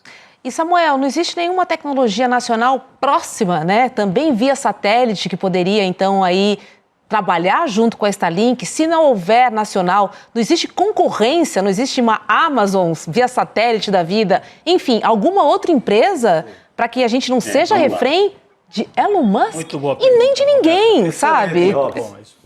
Ainda não. Assim, eu costumo comparar o que a Starlink está provocando no mercado de satélites o equivalente ao que aconteceu com os taxistas quando o Uber entrou, ou equivalente com o que aconteceu, por exemplo, com o serviço de TV por assinatura quando o Netflix entrou. É uma disrupção completa no modelo de negócios, é uma tecnologia que ele tem, que ele domina, né, de uma maneira que nenhuma outra empresa tem a mesma tecnologia. Os concorrentes ainda vão demorar um pouco para entrar. Existem algumas empresas que fazem coisas parecidas, mas não na escala e no preço que a Starlink tem. A gente tem a perspectiva de que a Amazon entre nesse mercado, sim, eles vão ter uma constelação própria, se chama Kuiper, mas vai entrar em operação só no final do ano que vem, talvez 2026. E o Brasil tem um satélite, mas é um satélite geoestacionário, ele tem uma capacidade infinitamente menor do que a Starlink. Ele é utilizado para políticas públicas, mas com uma capacidade muito menor do que se consegue utilizando a Starlink. E o problema é que o Brasil não tem nenhuma discussão sobre ter uma política de satélites para poder fazer frente a essa predominância da Starlink. A gente tem que lembrar que a Starlink ela não surgiu do nada. Existe um projeto que envolve o governo americano, isso é dito abertamente, de desenvolvimento de tecnologias de banda larga. A Starlink é parte desse projeto, ela recebe dinheiro do governo, não é pouco dinheiro do governo norte-americano que eles recebem, é muita coisa. Outros países, como China, estão desenvolvendo tecnologias próprias. A Europa está num debate agora de ter uma tecnologia equivalente a Starlink para poderem ter soberania sobre esse tipo de tecnologia, que é muito parecido com o que acontece com o GPS, né? Se a gente lembrar o GPS, a tecnologia GPS, ela é fundamental para tudo, para andar de avião, para carro, para celular, para qualquer coisa que você faz, você precisa do GPS. É uma tecnologia norte-americana, então a Rússia foi lá e desenvolveu a dela, a Europa foi lá e desenvolveu a dela, a China foi lá e desenvolveu a dela para não ficar refém da tecnologia norte-americana. Aqui no Brasil, a gente não tem nada nem perto desse debate. Isso é um problema muito sério. É questão de soberania. Então a gente fica falando, tem soberania nacional, o Supremo Tribunal exige que se cumpra a lei brasileira, mas faltam ferramentas tecnológicas para que essa soberania se imponha de maneira integral, coisa que a China e a Rússia têm. Não, parece uma coisa elementar, né? Estão deixando o cara reinar sobre a Amazônia. Mas isso que o Samuel falou não é um cara. Quer dizer, é o cara, mas é um cara com um projeto geopolítico apoiado pelo aparato. Não. Tem que ter uma resposta de governo brasileiro. Resposta de Estado, né? Não é à toa que ele está provocando o Estado brasileiro. Porque sabe das nossas deficiências. Aí que tá também. Duvido que ele fizesse isso com a China, ou mesmo com a Índia, né? Tem brecha. Tem brecha. É isso. Exatamente. Samuel, eu me lembro que quando o Roberto Amaral, se não me engano, era ministro da Ciência e Tecnologia, nos primeiros governos do Lula, ou ali na passagem para Dilma, houve o plano, né? O Brasil estava desenvolvendo até para lançar satélite, tudo. Teve até aquele acidente em Alcântara, eu não sei se tem a ver uma coisa com a outra, se eu estou falando besteira aqui, você estuda esse tema há muito tempo. O Brasil teve, né, uma época que tinha esse projeto, né, de soberania na área de transmissão de dados, etc, etc. Abriu mão disso já faz muito tempo, não tem nada sendo retomado nesse momento no terceiro governo do Lula. O que você pode dizer para a gente? Que seria um ponto fundamental, né? Você tá explicando de maneira muito fácil para a gente entender, né? Precisa ter, o Brasil não pode... Ou então, no mínimo, ter a possibilidade de comprar também da China ou da Rússia, para ter concorrência. Não dá para ficar na mão de um só, aí não dá. Sei se dá para alugar também satélite, estou aqui viajando, Samuel, mas a gente está muito refém dessa história toda. Assim, o que existe hoje, né, do ponto de vista prático, é um papo de burocratas. Então, existe uma discussão sobre o sistema brasileiro de satélites, que tem refletido sobre vamos alugar a capacidade de outros países, vamos desenvolver tecnologia própria, vamos lançar um satélite próprio, vamos lançar uma constelação de satélites, porque quando o Brasil desenvolveu, o Brasil em 2 momentos teve uma política para satélites. O primeiro foi ainda no final do governo militar, início da redemocratização, quando o Brasil lançou o projeto Brasilsat. Na época a Embratel era estatal e o Brasil chegou a ter uma constelação de satélites próprios que foram lançados naquela ocasião para comunicação de televisão, para transmissão de sinais de TV basicamente e serviços de telefonia. Depois, no segundo governo Lula, foi quando houve a discussão do satélite geoestacionário de defesa e comunicação, que é esse satélite que o Brasil tem hoje, que é um satélite operado pela estatal Telebrás. Na época foi uma discussão que foi capitaneada muito pelas Forças Armadas, os militares queriam ter um satélite próprio, eles entendiam que era importante ter soberania sobre transmissão de dados. E o Brasil desenvolveu um programa, né, que contratou um satélite. Então ele não desenvolveu tecnologia aqui no Brasil, ele comprou a tecnologia dos franceses, lançou um satélite. Esse satélite está no ar até hoje, é o SGDC, que serve para essas políticas públicas que eu mencionei. Mas o programa parou por ali, né? Primeiro que ele custou muito caro, então assim, houve realmente um descasamento entre a capacidade de investimento do Brasil naquela ocasião, a capacidade de investimento da Telebrás e o custo que o satélite acabou adquirindo. Na época foi coisa de mais de $1 bilhão, $1,5 bilhão, que é muito mais caro do que o valor de mercado, por exemplo. E a discussão para outra geração de sistemas de satélite, que é essa que a Starlink tem, que são as constelações que a gente chama de não geoestacionárias, né, que são satélites que ficam orbitando em órbita baixa em volta da Terra. No caso da Starlink, eles têm, né, milhares de satélites estão orbitando, mas você pode fazer constelações que têm serviços equivalentes com uma quantidade muito menor de satélites. Isso é possível de ser feito. O Brasil não teve essa discussão, então ficou entre 2013, 2014 ali, quando se encerrou a primeira fase do projeto de satélites brasileiro, até os dias de hoje, sem nenhum debate sério sobre isso. Então, para retomar isso, vai demorar algum tempo, não é uma coisa que você faz do dia para a noite, e depende de um projeto de Estado, não dá para você fazer isso num governo só, é um projeto de longo prazo, você tem que desenvolver conhecimento, tecnologia, você tem que ter pesquisa. O Brasil tem pesquisadores nessa área, o Brasil tem o pessoal que trabalha na indústria aeroespacial ali na região de São José dos Campos, que é capacitado para isso, tem o INPE, mas se você não tiver um projeto de longo prazo, você não consegue desenvolver, né? E o Brasil, infelizmente, não consegue desenvolver projetos de longo prazo para quase nada. E Samuel, tem mais uma pergunta para você. Você tendo um satélite, né, que é provedor de conexão em alguma região, além desse serviço prestado, que tipo de informação desse local é possível colher? Agora falando de segurança nacional, segurança do Brasil mesmo. Então, aí a gente está falando de um negócio que é super importante, que é qual que é o payload desses equipamentos, tá? O que eles carregam, né, de informação e de capacidade de coleta de informação.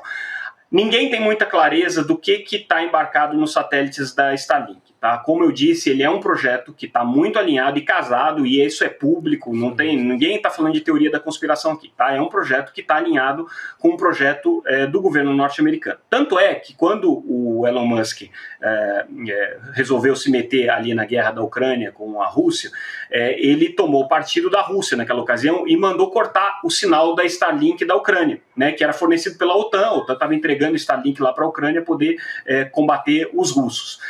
E aí o governo americano virou e falou: meu amigo, peraí, os nossos aliados aqui são a Ucrânia, você não os russos. Então você tem que ajudar. Você errou. Você tem que ajudar aqui a Ucrânia. Então teve aí esse primeiro problema, né? Mas o que tem nesse satélite? A gente sabe que ele tem uma capacidade de banda larga muito grande, tanto é que ele está servindo para isso. Esse é o projeto comercial dele. A gente sabe que ele tem uma capacidade de comunicação entre os satélites a laser, o que é importante porque isso dá ao Elon Musk a capacidade de não precisar ter uma estação em terra em cada um dos países que ele opera, né? Todo satélite precisa ter uma estação em terra, que é para receber o sinal que vai para a internet ou transmitir o sinal que vem da internet para o satélite, né? Ele consegue hoje fazer essa operação sem ter uma estação no Brasil. Ele consegue fazer isso com uma estação só nos Estados Unidos, porque os satélites se comunicam por laser. Então a gente sabe que tem isso.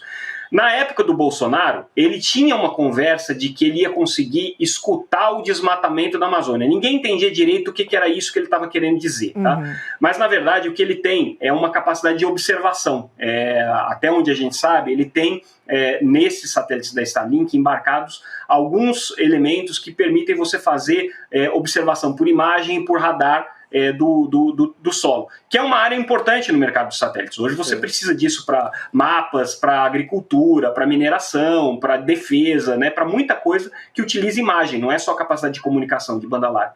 Então, a gente não tem certeza de qual que é a capacidade da Starlink, mas a gente intui, até pela quantidade de dinheiro que o governo norte-americano colocou na Starlink, que existe sim um payload, uma capacidade para atender a outras missões que não só a comunicação de banda larga. Isso é muito preocupante. É muito preocupante. Dá para fazer um estudo de solo, de minerais? Dá para fazer tudo isso, Samuel? O que ele consegue? O que ele consegue fazer, eu não sei, mas assim. Hoje você precisa, normalmente você precisa assim, de um satélite que vai fazer a observação da Terra, um satélite que vai fazer o georreferenciamento, um satélite que vai fazer a análise de radar das nuvens, um satélite que vai fazer o mapeamento. A gente não sabe se a Starlink tem capacidade de fazer tudo isso ao mesmo tempo, né? Se ela tem capacidade de... Agora, com certeza, isso não precisa nem de nenhuma tecnologia espacial.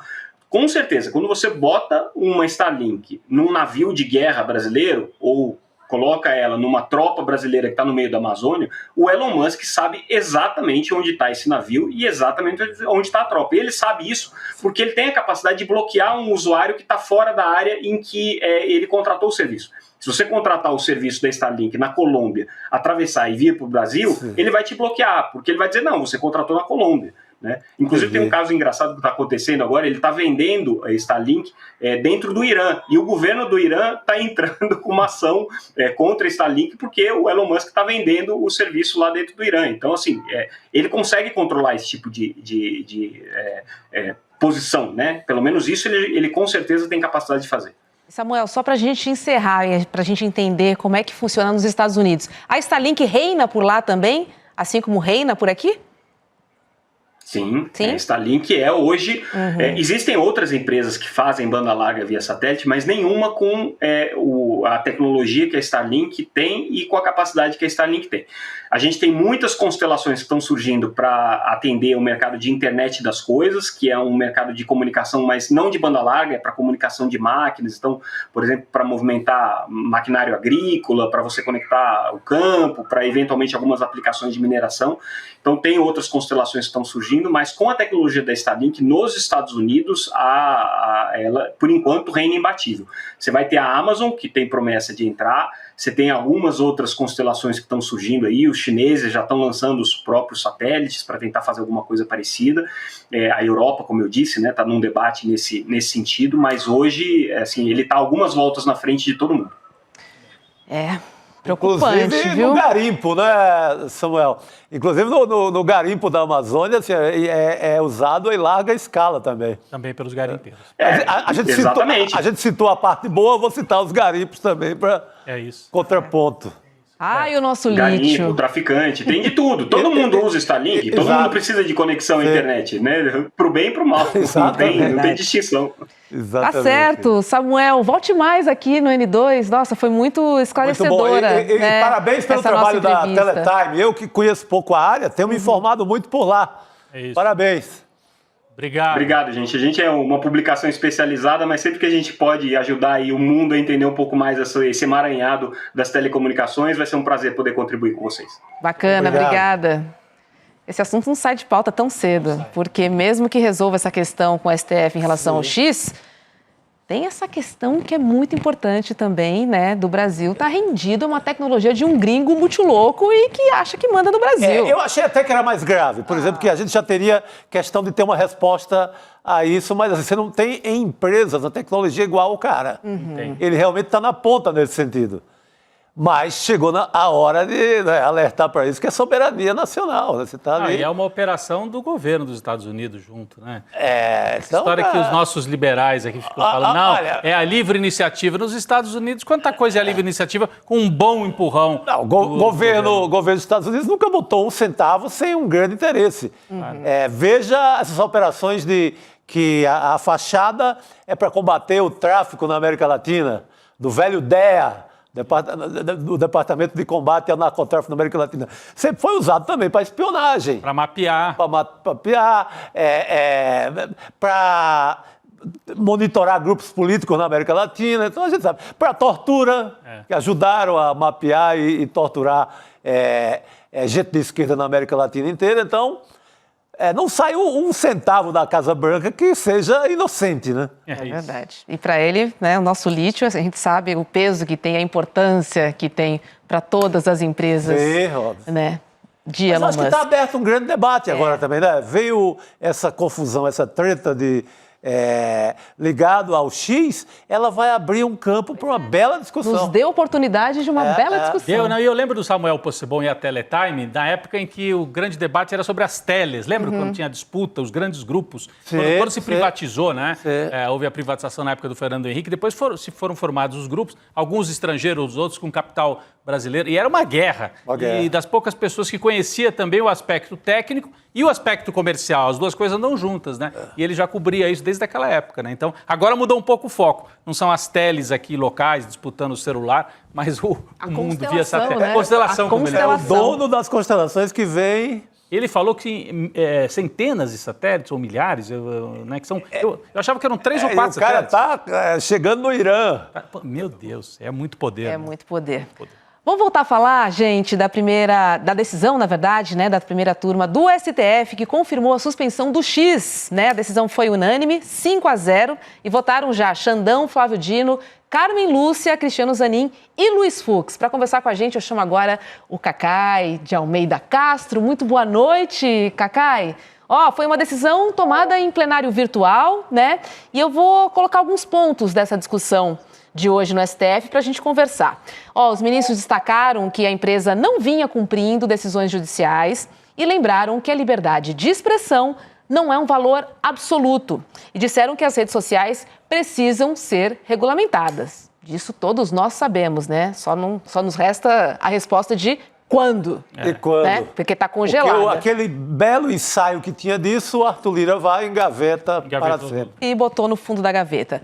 E, Cacai, todos os ministros acompanharam, então, né, na íntegra, o voto de Alexandre de Moraes, mas Luiz Fux fez uma ressalva. Eu queria conversar com você sobre isso. Ele disse que a suspensão do X é válida, desde que, abre aspas, não atinja pessoas naturais e jurídicas indiscriminadas e que não tenham participado do processo.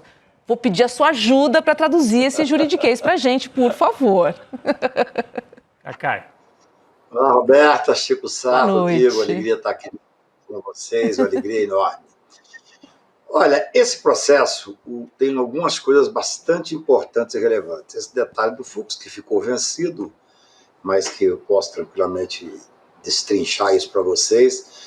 Mas eu entendo, eu tenho visto alguma imprensa e alguns advogados, juristas, ainda criticando a decisão do ministro Alexandre, que por sinal foi muito bom que ele tenha imediatamente colocado no plenário. É assim que deve funcionar.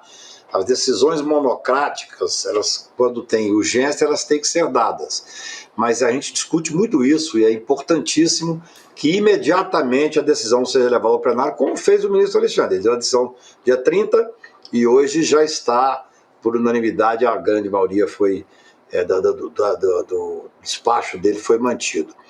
Eu ouso dizer que só é contra, ou por uma questão política, né?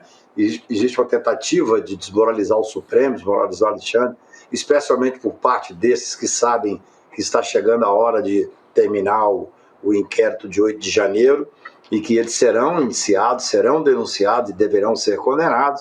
Então, a única chance que eles têm é de desmoralizar o Supremo e desmoralizar o ministro Alexandre. Porque esse caso é de uma clareza inacreditável.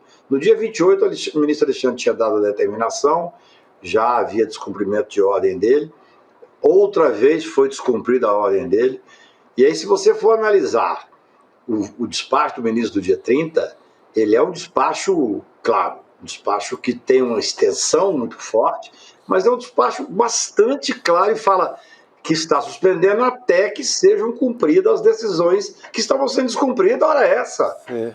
Isto vindo depois de uma manifestação do doutor Procurador-Geral Paulo Gonet, que expressamente diz que estava havendo um desprezo pela ordem judicial e que o cumprimento da ordem judicial é um dos requisitos do Estado Democrático de Direito. Então, é de uma clareza incrível. Assim, o ministro Alexandre agiu extremamente bem. É evidente que chega um bilionário aqui tratando o Brasil como se fosse o terreiro dele. Quer dizer, existe uma síndrome do vira-lata, né, do brasileiro que acha que tudo que vem de fora é correto. Mas não, isso é uma questão de autonomia do Poder Judiciário, de respeito ao Poder Judiciário.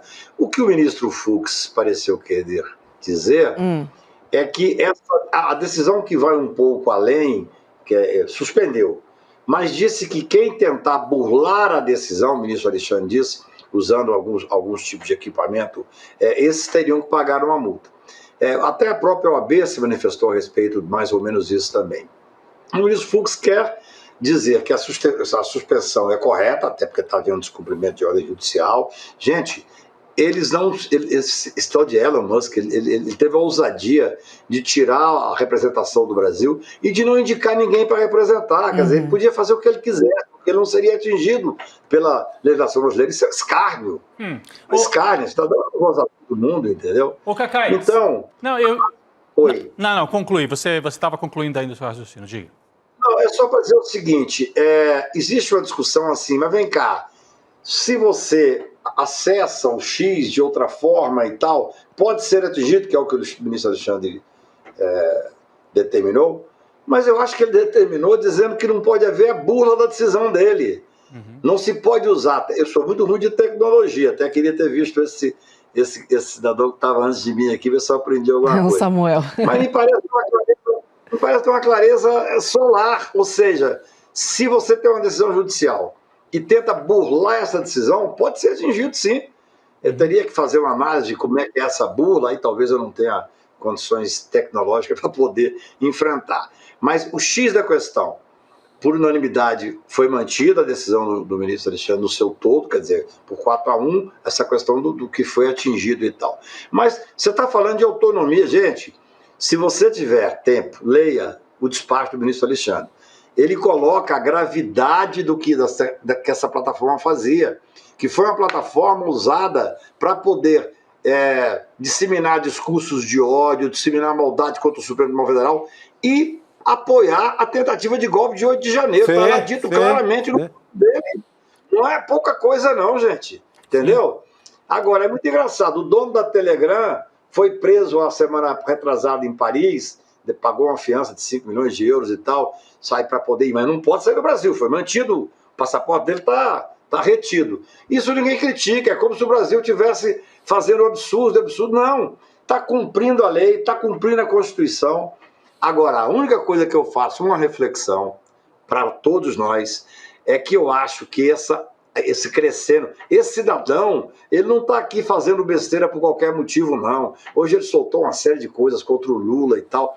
Isso é uma coisa orquestrada, entendeu? É essa extrema-direita que quer desestabilizar em alguns pontos do mundo. E aqui no Brasil, a estabilização, eu nunca pensei que ia viver esse momento, mas estou vivendo, a estabilização passa pelo Poder Judiciário. É verdade. Quer dizer, na época, já disse isso aqui mais de uma vez, quando nós tivemos um momento mais difícil da democracia e da barbárie que nós ganhamos com o voto no Lula, com o voto pela democracia, pela estabilização democrática, naquele momento, o que a gente via era o crescimento exponencial da ultradireita. E usando essas plataformas, usando essas pessoas que não se... Ah, não, mas o Brasil interessa pouco para o Elon Musk. Interessa muito. Ele é, se não me engano, é o 6º país que consumia esse cidadão que pretende ser um desestabilizador das democracias. É muito mais do que só não cumprir. Já seria grave não cumprir a determinação judicial. Já seria grave não ousar não ter aqui um representante. Mas a decisão do ministro Alexandre deixa muito claro, foi a desestabilização da democracia. Felizmente, a decisão dele está correta e o Supremo Tribunal, por unanimidade, entendeu que era hora, sim, de fazer parar isto que essas pessoas pretendem fazer no mundo inteiro, é desestabilizar. Sim. Não é só para ganhar dinheiro, não. Cacá, para você ter ideia, ele está, numa das provocações, convocando as pessoas para o ato do Bolsonaro na Avenida Paulista. Um ato declaradamente contra o Supremo. Então, para você ter ideia da agitação política que ele faz no momento. Não, é gravíssimo. E é também grave. Exatamente isso, Chico. É também grave, Cacai, que ele tem a outra empresa, você falava do X, do Twitter, né? Que aí tem esse aspecto mais de agitação política. Mas a gente, com o entrevistado anterior, entendia o tamanho da Starlink, a importância da operação da Starlink. E agora o Supremo está estudando a possibilidade, né, de como é que você obriga a Starlink, porque pela Starlink o Twitter continua operando no Brasil. Né? Como é que você vai obrigar a Starlink a desligar o Twitter nas transmissões da Starlink, né? Porque a Starlink tem escritórios no Brasil. Esse eles não tiraram. Né? Então, pode criar um momento de grande conflagração às vésperas dessa manifestação de 7 de setembro. Imagine se por algum motivo o Elon Musk fala, então a Starlink não tem condição mais de operar no Brasil. Então eu vou, durante um tempo, suspender também, até entender o que está acontecendo. Ou se ele resolve suspender no dia 5, no dia 6 de setembro, exato, eu estava pensando nisso. Tomar uma medida assim, tipo uma chantagem contra o Brasil. Ah, é? Então agora também a Starlink, eu desligo o botãozinho aqui, 300 mil pessoas, 250 mil pessoas pelo Brasil ficam sem internet. Incluindo tribunais. Incluindo tribunais eleitorais. Incluindo o tribunal eleitoral na véspera da eleição municipal. Não, é muito grave tudo isso. Eu não poderia falar com precisão, mas hoje eu ouvi várias pessoas dizendo, olha, pessoa que mora na fazenda, que mora no meio rural, que mora na Amazônia, que não tem condição, tem que pegar esse satélite, né?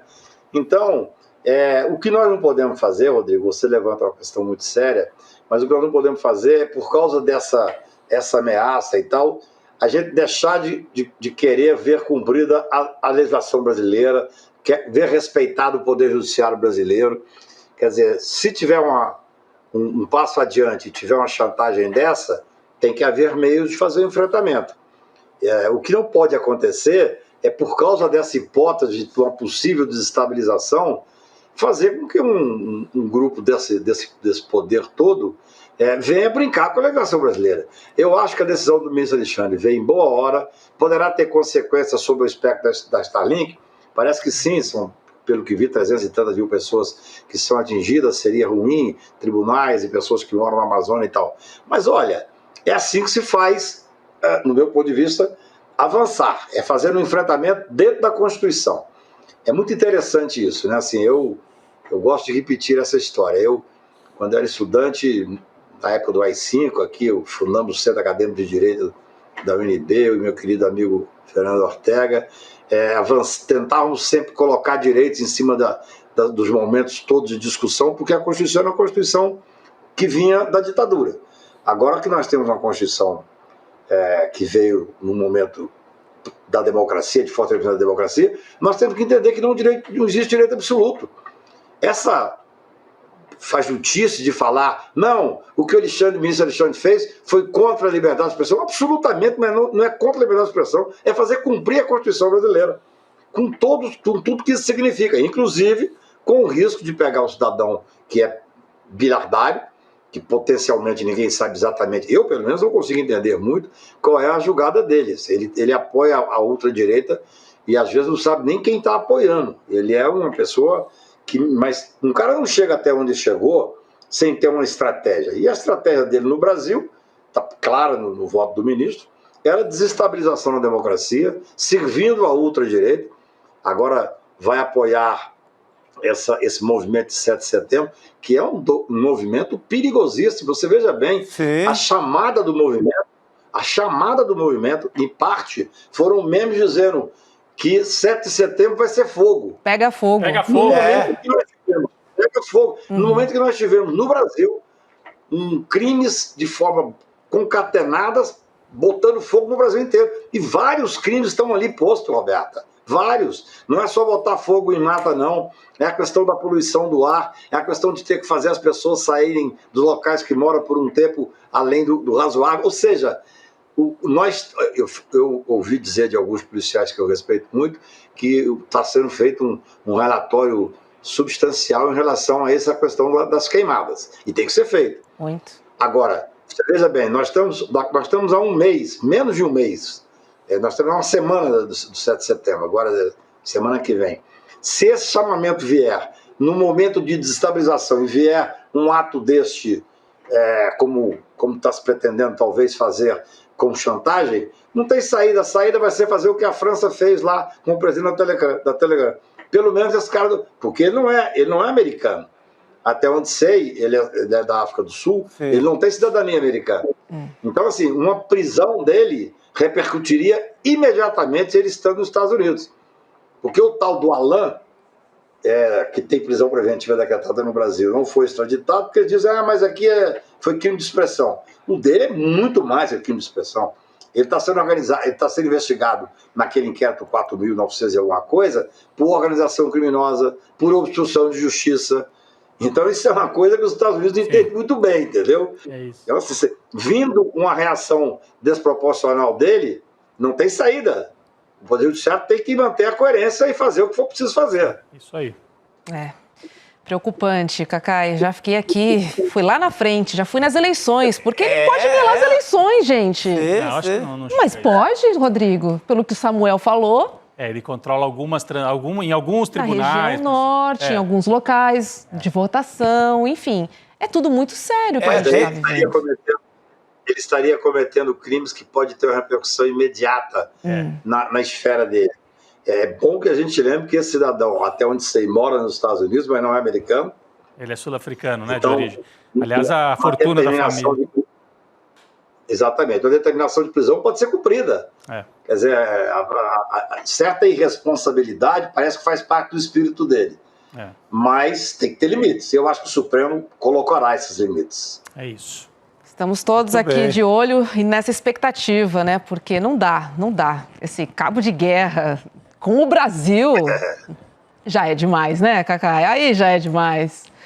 Obrigada, viu? E uma boa noite para você. Obrigado a você. Abração, para todos. Boa noite, meu cara. Tchau. Olha, gente, desde o primeiro dia, o jornalismo do ICL foi alvo de ódio e também de intolerância. Defender a democracia e a liberdade de expressão incomoda quem sacrifica a verdade para atender os seus próprios interesses. Mas nós não vamos nos intimidar e vamos partir para o ataque, porque as ameaças estão vindo.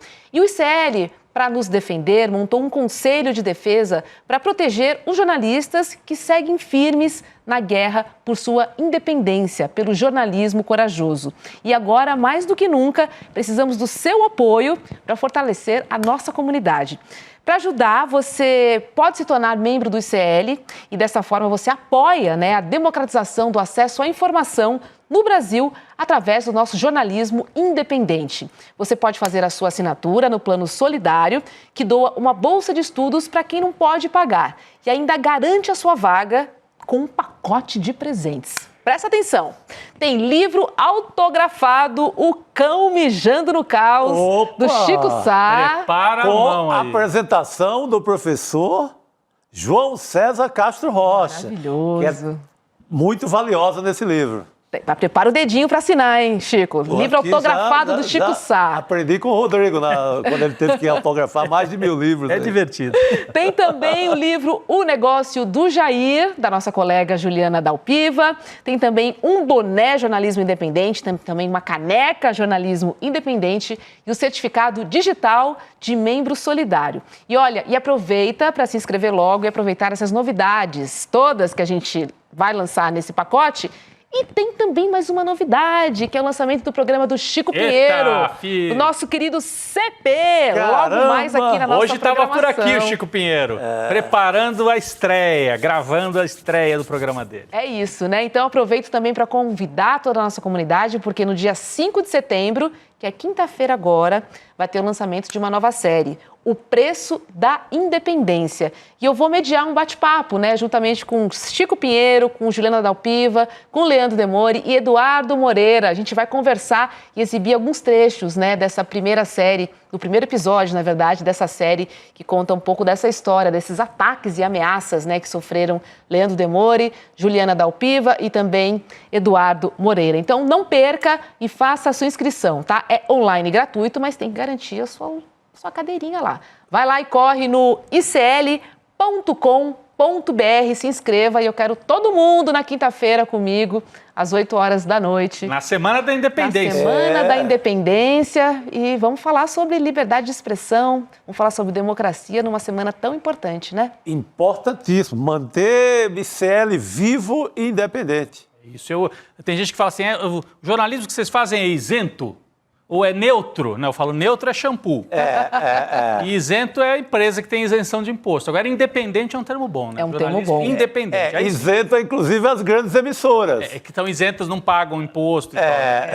A gente é independente mesmo. A gente é independente, com certeza. Tem um preço, que é o que vocês vão contar nesse programa. Quinta-feira, às 8 da noite, não esqueça e garanta a sua vaga em icl.com.br e seja membro solidário e ganhe esse pacotaço aí de presentes incríveis, livro novinho, quentinho do Chico Sá. Caprichado. Olha lá, ainda vai com cheiro o presente, vai com cheiro. Olha só, na sequência tem Espiritualidade na Ação com Frei Davi e o advogado Luiz Rocha, que juntos vão discutir no CL, a TV aberta e também a espiritualidade. Então, fique aí com o Frei Davi, na sequência da programação do ICL Notícias. Boa noite, Rodrigo. Boa noite, Chico. Boa noite. Obrigado, fechamos Roberta. por hoje. Muito bom. Programa fortíssimo. Agradecer a nossa audiência, uma audiência altíssima. A audiência chegou junto para valer. Então, agradecendo comunidade! Brasil inteiro. A gente adora quando vocês chegam junto. Um beijo para todo mundo. Valeu. Boa noite. Até amanhã.